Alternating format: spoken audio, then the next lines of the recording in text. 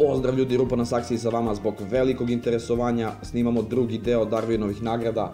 Ukoliko ne znate o čemu se radi, pogledajte prvi deo, evo vam ga link ovde, a imate ga i u opisu, a mi idemo dalje. Neimenovani muškarac je pronađen izboden u svojoj kući u Lesteru, bez bilo kakvih znakova provale, krađe ili samoubistva. Istraga je kasnije potvrdila da je ovaj čovek kupio jaknu koja je navodno otporna na ubode noževa, pa je želeo da je na sebi isproba. Ne znam da li ste zaključili do sad, ali većina dobitnika Darwinove nagrade sopstveni život završava uz rečenicu "Pogledajte ovo ljudi!". Tako je svoj život završio i bogati advokat Gary Hoy, koji je u toku svoje karijere uspeo da priušti sebi kancelariju na visokospratnici u Torontu, koja je naravno sva od stakla. On je tada okupio svoje prijatelje i hteo je da pokaže kako su ta stakla otporna na metke. To im je pokazao tako što se svom snagom zaleteo u to staklo.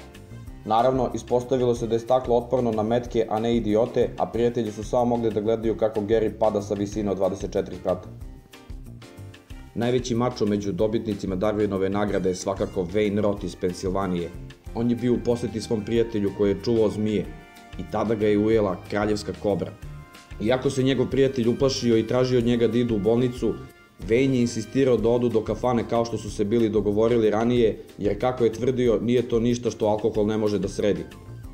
Umro je od posljedica trovanja 2 sata kasnije. Sledeća Darwinova nagrada takođe ima veze sa alkoholom, a osvojio je Michael Warner, penzioner koji je imao iza sebe dugu istoriju alkoholisanja. Upravo to alkoholisanje je dovelo do toga da je Michael imao neku infekciju na grlu zbog koje nije mogao da pije. Onda je Michael došao na neverovatnu ideju, a to je da taj alkohol unese preko rektalnog trakta. Ono što on, a ne verujem ni vi niste znali, je da se preko debelog creva alkohol mnogo brže upija nego kada ga pijete na normalan način.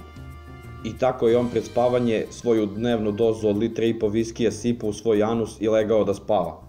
Toga je naravno u toku noći i umro. Da nevolja bude još veća, policija je uhapsila njegovu ženu zbog navodnog ubistva, ali su je oslobodili tek 3 godine kasnije. Sledeću Darwinovu nagradu su dobila 2 debila iz Holandije, koji su se međusobno takmičili tako što su obojica legli na šine od voza i čekali da vide ko će prvi da pobegne. Obojica su poginuli. Sledeću Darwinovu nagradu je pokupio katolički sveštenik iz Brazila, koji je imao želju da balonom obiđe ceo svet, a i da usput napravi humanitarnu akciju dok to traje. On je kupio balon, mobilni, GPS, hranu, vodu, termalno odelo i sve što mu treba, popeo se balon i popeo se na 2000 metara nadmorske visine. Naravno, vredno je spomenuti da čovek u životu nikad nije koristio GPS i on se setio toga tek kad je poleteo. Onda je on pozvao svojim mobilnim telefonom da mu ljudi daju instrukcije kako se ta naprava koristi, ali vrlo brzo izgubio signal, te su njegov balon pronašli tek nekih 2 meseca 200 km daleko od obale. I sledeća Darwinova nagrada ima veze sa letenjem, a pokupio je Španac koji je imao neverovatnu ideju. U tom trenutku na španskoj obali je besnela neverovatno oluja. I dok su svi bežali odatle, taj Španac je imao genijalnu ideju, a to je da je to savršeno vreme za kitesurfing.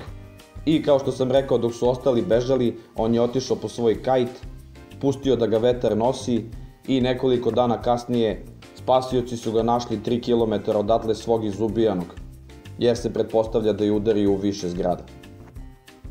I za sam kraj imamo čoveka koji je samo proklamovani bungee jumper.